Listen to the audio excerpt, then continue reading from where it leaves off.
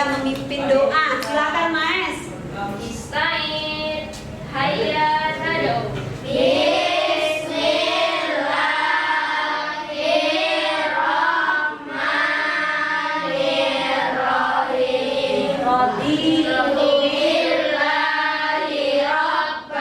Ya, karena ini masa pandemi, Bunda tidak bosan-bosannya mengingatkan 5M. Apa itu 5M? Memakai masker, Menjaga jarak, mencuci tangan, menghindari kerumunan. Untuk meningkatkan rasa cinta kita terhadap tanah air, mari sama-sama kita menyanyikan lagu Indonesia Raya. Silakan Fitri maju ke depan, Nak. Indonesia tanah merdeka, hiduplah Indonesia Raya. Pada pembelajaran kemarin, pembelajaran terakhir di tema 3 itu ada pembelajaran sang penemu. Salah satunya adalah penemu bola voli. Nah, kamu lihat di layar anak-anak sedang melakukan apa, anak-anak? Main voli. Nah, salah satu merek bola voli yang cukup terkenal yang juga kita pakai di sekolah kita itu merek apa, Nak? Mikasa. Kalian tahu tidak Mikasa itu buatan dari mana? Jepang. Oh, Jepang. Bisa sampai ke Indonesia, berarti kita bagaimana membelinya? Dengan cara memesan. Kenapa Ibu bilang ini tadi alat olahraga ini tadi adalah buatan Jepang bisa sampai ke Indonesia?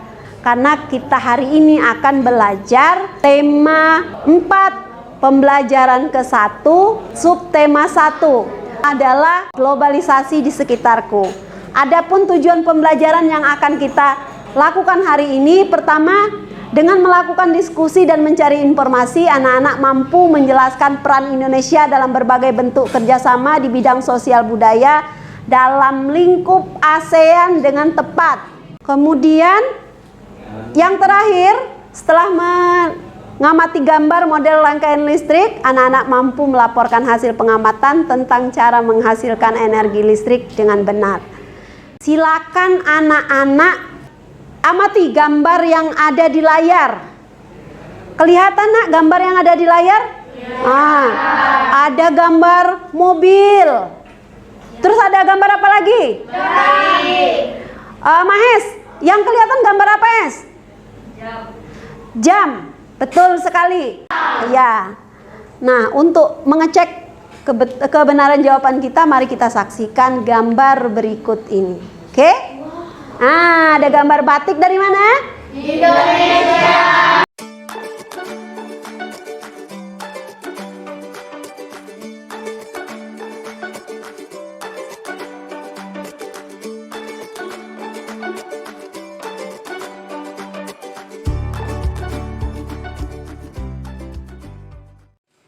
Kelompoknya sudah terbentuk? Sudah. Nah, sekarang mari kita berdiskusi bersama-sama.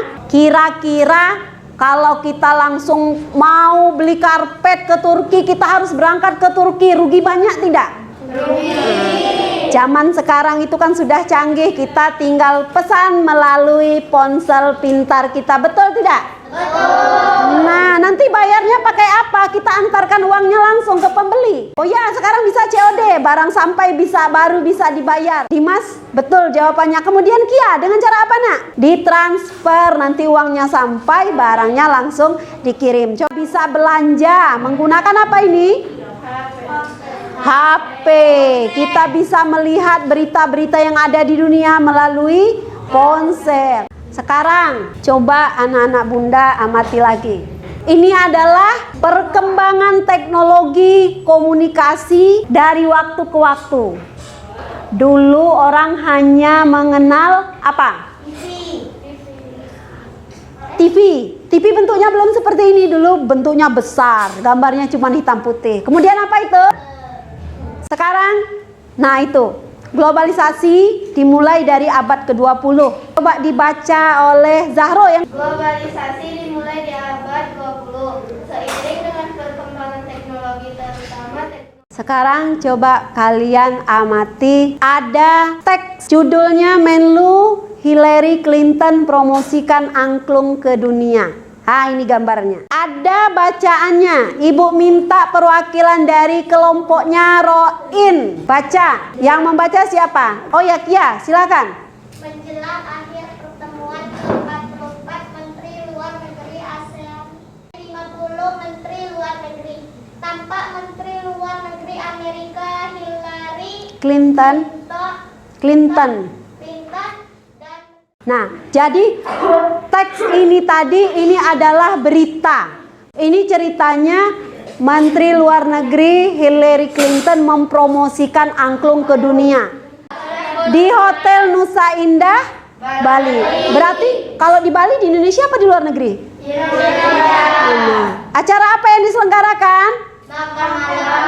Pada teks ini tadi diceritakan bahwa ada pertemuan Menteri Luar Negeri ASEAN. Kerjasama yang mereka bahas itu di bidang apa saja, Nak?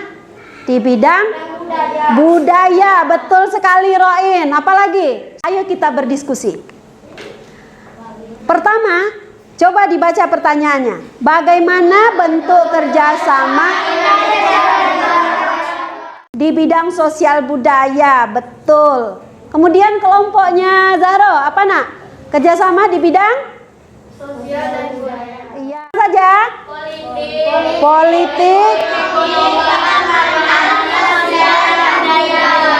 Oke.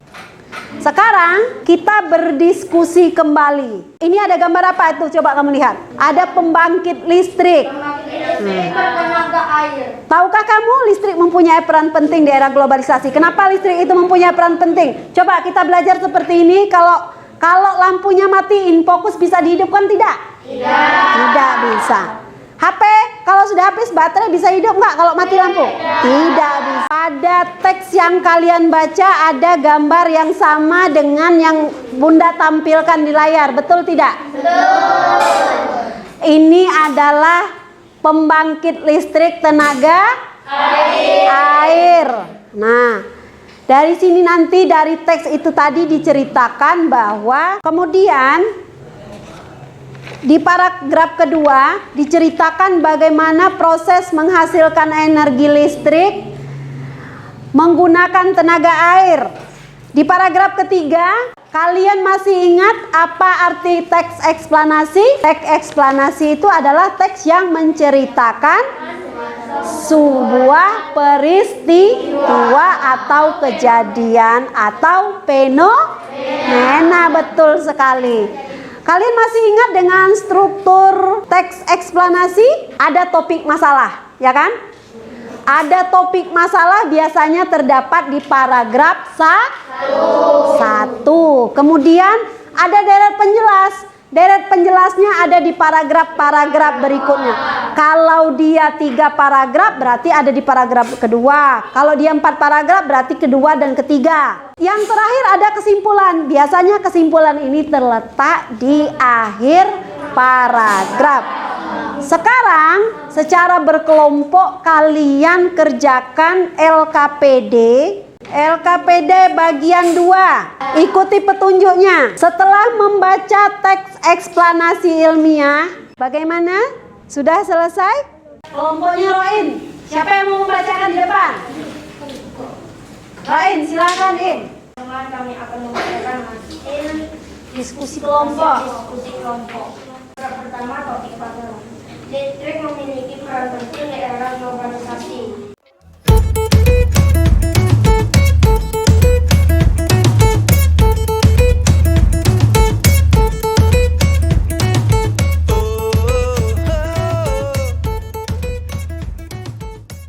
Terima kasih Mas Roin. Kelompoknya sudah membacakan paragraf 1 dan paragraf 2. Air. Coba kalian amati, itu ada bagian-bagian atau komponen-komponennya dari 1 sampai 10. Yang nomor 1 itu apa? Ada yang bisa jawab? Air. Tempat listrik yang bertegangan tinggi kemudian disalurkan ke rumah-rumah. Ini untuk pembangkit listrik tenaga air yang airnya besar, yang kapasitas tegangan airnya besar. Tapi untuk di daerah-daerah ada daerah-daerah yang belum mendapat energi listrik. Kalau tempat kita enak, kita tinggal pakai listrik. Ada di daerah-daerah tertentu di pedesaan, itu kalau tidak salah ada di Bengkulu bagian utara situ, ada salah satunya pembangkit listrik tenaga mikrohidro. Tugas berikutnya adalah menceritakan bagaimana proses terbentuknya pembangkit tenaga listrik oleh pembangkit listrik tenaga mikrohidro. Kamu ceritakan secara sederhana, nak. Silahkan ditulis. Bunda kasih waktu 15 menit. Ada yang mau maju duluan? Ada yang mau maju? Kalau tidak ada, Bunda yang tunjuk. Kelompoknya Roin, tapi jangan Roin terus. Iya, silakan. Yang lain tolong perhatikan, nak. Nomor 1, aliran sungai ditampung dengan kemiringannya 25 derajat. Ya. Kedua, akan disalurkan ke rumah-rumah warga. Hidro, kasih ke tepuk tangan dulu untuk perwakilan kelompok 1. Silakan. Kemudian anak-anak juga sudah belajar tentang apa lagi tadi? Teks eksplanasi. Bahwa teks eksplanasi itu ada topik masalah. Ada lagi deret apa tadi? Iya. Setelah deret penjelas ada apa lagi? Kesimpulan. Kemudian kita juga belajar tentang bagaimana pembangkit listrik itu bisa menghasilkan listrik hingga tenaga listriknya bisa kita nikmati bersama-sama. Ada pembangkit listrik yang tenaganya besar, ada pembangkit listrik yang tenaganya atau yang dihasilkannya kecil. Baik pembangkit listrik tenaga mikrohidro maupun pembangkit listrik yang besar, komponen yang paling utama adalah kincir dan dinamo atau apa tadi? Masih ingat fungsi turbin tadi? Mengubah energi gerak menjadi energi listrik. Silakan di LKPD terakhir itu ada tes. Silakan kalian kerjakan. Jangan lupa dikasih nama. Sudah selesai semua? Sudah. Alhamdulillah, pembeli membantu. Kita tidak boleh pasif, tidak boleh tinggal diam. Mari sama-sama kita mengucap syukur dengan mengucapkan Alhamdulillahirabbil alamin. Kita akhiri. Wassalamualaikum warahmatullahi wabarakatuh. Waalaikumsalam warahmatullahi wabarakatuh. Musta'id. Hayya nadu. Bismillahirrahmanirrahim. Wal asr. Innal insana lafi khusr. Wa tawassul. Disiapkan ketua kelasnya. Wabarakatuh. Yang barisannya paling, silakan.